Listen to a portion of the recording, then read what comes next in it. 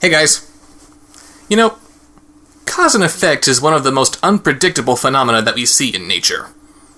Several decades ago, for example, we saw Stan Lee and Steve Ditko come up with some filler for one of their comic books, and they came up with Spider-Man, one of the most enduring superheroes of all time. A young Tim Burton saw a department store changing its seasonal decorations, and now we have The Nightmare Before Christmas, one of my all-time favorite movies. And today, we're going to look at some political activists turned into superheroes in Amazing Cow Heroes number 6 and number 9. Today's comics come from Chick-fil-A Kids Meals, which spun off from their advertising campaign featuring some cows who are fed up with the beef industry and make themselves a nuisance to get people to stop eating burgers. I guess these cows wanted to make their vigilante activity more legit, and are now working hand-in-hand with Chick-fil-A to not only wean people off of beef, but to also push Chick-fil-A's chicken products. And frankly, this sounds kind of like a dick move to me. Yeah, go ahead and try to stop your own kind from getting eaten, but insisting that people eat another specific animal instead of just spreading your anti-beef sentiment? A popular theme among superhero stories is the issue of escalation, where a hero can only fight muggers and mobsters for so long before the supervillains start coming out of the woodwork. Since these cows are now suggesting that people should be eating chicken, how long will it be before they come face-to-face with a League of Extraordinary Chicken Men? It should also be pointed out that these comics are team-up stories, where issues 1 through 5 feature the individual cow heroes. Maybe those issues explained how these cows became superheroes, but these comics do not. Granted, you need to suspend your disbelief a lot for comics like these, but I'm just saying a little backstory paragraph on the inside cover or something would be nice to give us a little grounding. However, these comics do include some handy little tips on how you yourself can be a hero. Heroes cooperate. Cooperation is when you work with others to make something happen. Yes, all those animators who helped bring Tentacolino to life, they're all heroes! Our comic begins with a fundraiser dinner hosted by Chick-fil-A, where the meals are apparently taking their sweet time to arrive, and there's no entertainment in the meantime. Surely this will convince the world of Chick-fil-A's high standards for customer service. But before the patrons die of boredom, they're introduced to the special guests of the evening, Swatter, who has an abnormally long tail that he uses as a whip, and Cold Cuts, who has ice powers. I get that his name has to be a cold pun of some kind, but is it really a good idea to name yourself after a kind of snack food? And I'm just going to assume that these cows got dressed up like this from Chick-fil-A's PR people, but since I'm a nitpicky bastard, how did these cows even get into these costumes? I'm not seeing any zippers or seams or buttons or anything. They must have wriggled their way into the costumes backwards from the mouth holes or something. But costuming logistics aside, everyone goes nuts for the arrival of the cow heroes. One of them demands that they give a speech, and they give exactly the kind of speech that you'd expect. Moo. Not the most inspiring speech, but at least it's easy to remember. The patrons finally get their charity dinner, but to their horror, they're not Chick-fil-A sandwiches, but hamburgers! The cow heroes spring into action, swatting them away and freezing them before their beefy filth can harm anyone. You then see some clowns who are responsible for the switch, but before they can get to their next bit of burgery business, Swatter snatches their plans and Cold Cuts trips them. But then they're scooped up by a helicopter and they escape. Sorry, cows, Seymour Grease is still too slick for you. I'll have everyone in town eating my circus burgers today. They won't be eating your circus burgers if you're running around ruining charity events. By the way, it seems that circus burger is referenced a number of times in the TV commercials that came out before these comics. Well, gotta give the comics some points for keeping up with their continuity. The woman running the charity dinner sees the plan that Swatter got from the clowns, and not only is the plan incredibly cryptic, but it's also typed up on circus burger stationery. I gotta say, this Seymour Grease has some serious gonads on him. He's not exactly making it a secret that he's the one out to interfere with people's lives, and apparently he's not afraid of any kind of legal repercussions that might come out of it. But then again, everyone else seems just fine when the cows do the exact same thing, so I guess all is fair in love and fast food, right? After realizing that the first thing on the list, big money, must mean the fundraiser, they start thinking about what opening night could possibly mean. Just a stab in the dark here, but I'm gonna guess that it's pointing to Nathan Lane's prison cell. Opening night, good luck, good luck, good luck. Break a leg, I broke my leg. Springtime for Hitler and Germany, a surprise smash. Springtime for Hitler and Germany, it'll run for years. The cow heroes fly off to somewhere, and they pass a couple of window washers. "When I first started this job, I hardly ever saw cows up here. I mean, a flying cow every other week or so was to be expected, but this is just too much!" We then jump to the opening night of Cowborg the movie. Great, the freaking Cowborg gets a movie before Wonder Woman gets her own movie. "This is gonna be great! I love anything in 3D! Why, I stood in line for 3 hours just so I could see the Jonas Brothers concert movie!" But then another clown shows up and offers the kid a burger in 3D, and he turns it down. Before he and his clown brethren can force-feed the other folks standing in line, the cow heroes show up and Cold Cuts buries them all in snow. "If you won't take no for an answer, maybe you'll take snow for an answer." Special guest appearance by a young Arnold Schwarzenegger. "They must have figured out opening night meant movie theater." Yeah, exactly how did they figure out that you would be going to this movie theater? Is this the only movie theater in the entire city? Seymour Grease conveniently shows up again, this time in a circus burger catapult, which he uses to hurtle the clowns and himself away from the scene. I gotta wonder how necessary the cow heroes actually are, seeing how their arch enemies are this dangerously stupid. Why was doing this a better idea than driving off in a getaway car? They thank the cow heroes for saving them from the horrors of having to eat burgers, and they fly off to the final clue on the list, 1st and 10. And not only have they been wandering around all night and into the morning without any idea of where they should be headed, but they get spotted by some children on a school bus who shouldn't be able to see them, since they're clearly above the bus, while the kids are looking down and behind it. The cows figure that 1st and 10 means football game.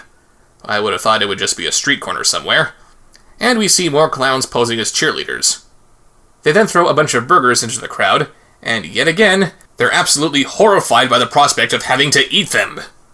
Okay, I can understand the people at the fundraiser being told that they're getting one thing and then being disappointed when they get something else, and a clown offering a treat to a small child in the middle of the night is pretty damn sketchy, but why are these people looking at these burgers like they're sentient cancer? Honestly, you go to a sporting event of any kind and they start offering you free snacks, are you really going to start panicking over that? And you gotta love how these burgers are floating down on parachutes despite not having parachutes in the last panel. But then Swatter shows up and, of course, swats the filthy, horrendous burgers away before they can taint anyone with their putrescence. And before Grease and the clowns can pelt Swatter with more burgers, man, this guy must be doing really good for himself if he can just throw his burgers away like this. Cold Cut sneaks up behind him and freezes them all. With their burgery foes defeated, a Chick-fil-A vendor starts handing out free chicken sandwiches, to which everyone cheers in ecstasy. This comic ends with the cow heroes being shown on the Jumbotron, holding aloft their revered slogan, "Eat more chicken." Because in spite of your corporate funding, you still want to remind the people that you're being as indie as possible. By the way, remember how back in the beginning of this comic it said how heroes cooperate? It looks to me like the circus burger guys are doing a lot of cooperating of their own. Why aren't they considered heroes? Issue number 9 features Little Big Hoof and Cowborg, with the rest of the Cow Hero Justice League running behind them. And suddenly I'm noticing that every one of these cows is white with black spots. No room on this team for black or brown cows, apparently. And the buzzword for this comic is initiative. Initiative is when you do something without being asked. Remember that guy who stole your car last month? He's a hero because he has initiative. Our story begins on a small farm where a cow with one really large hoof seems to be shunned by his fellow cows. And then Santa Claus suddenly shows up to tell him that life's not so bad after all. Nah, just kidding. It appears that Little Big Hoof here is quite the Cowborg fanboy, as is indicated not only by how he dreams of fighting the forces of Burger by Cowborg's side, but also by this Cowborg poster that he somehow taped to the wall. The next morning, the farmer gives him his own costume because he knows that he likes the cow heroes. Who knew that running a farm was such a leisurely occupation that you can just whip up a superhero costume in only one night? However, this jealous bull starts charging him, but one mighty stomp of his big hoof makes the bull stop dead in his tracks. It also causes the farmer to fall into a water trough, and the earth itself to open up.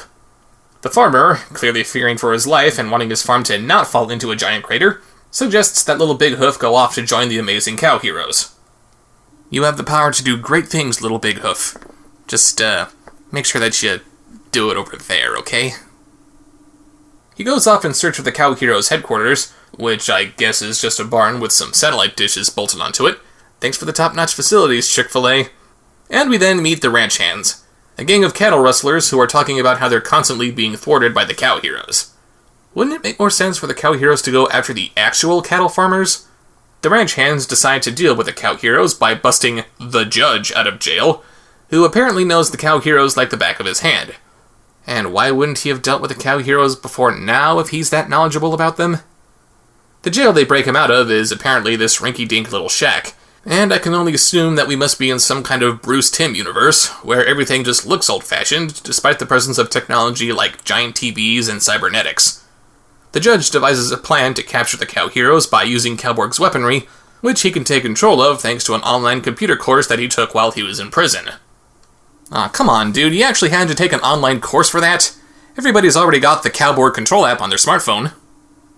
They sneak into the cow hero's barn, the location of which is apparently common knowledge, and instead of doing something simple like blowing the place up with the cow still inside, they upload a new program into the sleeping Cowborg. And why would Cowborg have a CD drive which any schmuck could use to reprogram him? Little Big Hoof arrives the next day, but finds the place in shambles. Of course he knows how to read, and he finds a clue that leads him to the ranch hand inn. You know, not to downplay the intelligence of these cows, again, knowing how to read is a huge accomplishment for any animal, but they don't exactly have the smartest of enemies, do they? The ranch hands surround him, but another mighty clop sends them flying, and he goes into the inn to find the cow heroes. To his horror, he finds the entire group being held hostage by Cowborg, who apparently has a tractor beam strong enough to carry several hundreds of pounds of beef in the air. Okay, I know a comic like this demands a lot of suspension of disbelief, but why isn't Chick-fil-A selling this technology? Why bother making sandwiches when you could be making tractor beams for the military, or construction companies, or anybody who might need this tech? Anyway, the ranch hands close in on him again, but another stump breaks the floor out from under them. This never happens with chickens. Chickens are usually a lot easier to slaughter.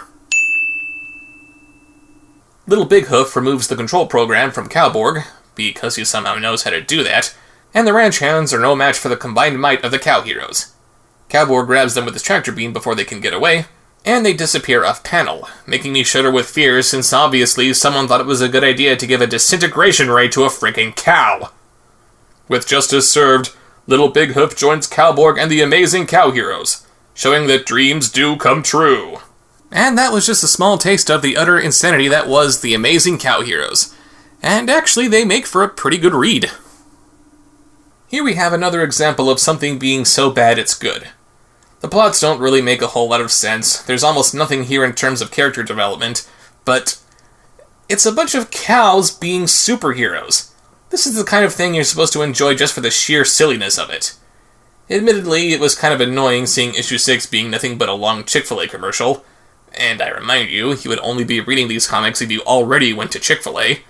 But issue 9 was pretty enjoyable since it's essentially telling the fantasy of everyone who ever read superhero comics. We all want to be the hero, but getting the chance to actually save your heroes from certain destruction? That's just awesome. And also, I do like how these comics were included with Chick-fil-A kids meals. While you're trying to convince kids that they should be buying your fast food, why not encourage them to read in the process? Although I am a little bit disappointed by how these QR codes on the back apparently don't work. What you're supposed to do is put two comics together, and then after you scan the codes, apparently a little augmented reality amazing cow hero would come up from each comic, and they would interact with each other in some way. But every time I do it, it just doesn't seem to work. Can't seem to find the app to do it. But otherwise, I suggest you give these a read if you find them. See you next time. Welcome back to the much-anticipated matchup between the Eagles and the Bulldogs. The Eagles to receive. Let's go down to the field and get a real quick report from Meg Shipley. Meg? The Eagles are hoping their potent offense can penetrate the Bulldogs' number 3 ranked defense. Now, I believe we're seeing some parachutes coming down. Mike, are you seeing this from up there? Absolutely, Meg, and I have no explanation for what's going on right now, but cows are parachuting onto the field. I'm not sure if this is some kind of a protest stunt or something. 2 cows have landed on the field now. Now there's a third cow headed for the stands. It's actually headed right towards a burger. Look out! Oh my. The burger vendor is down. I think we just saw the hit of the year.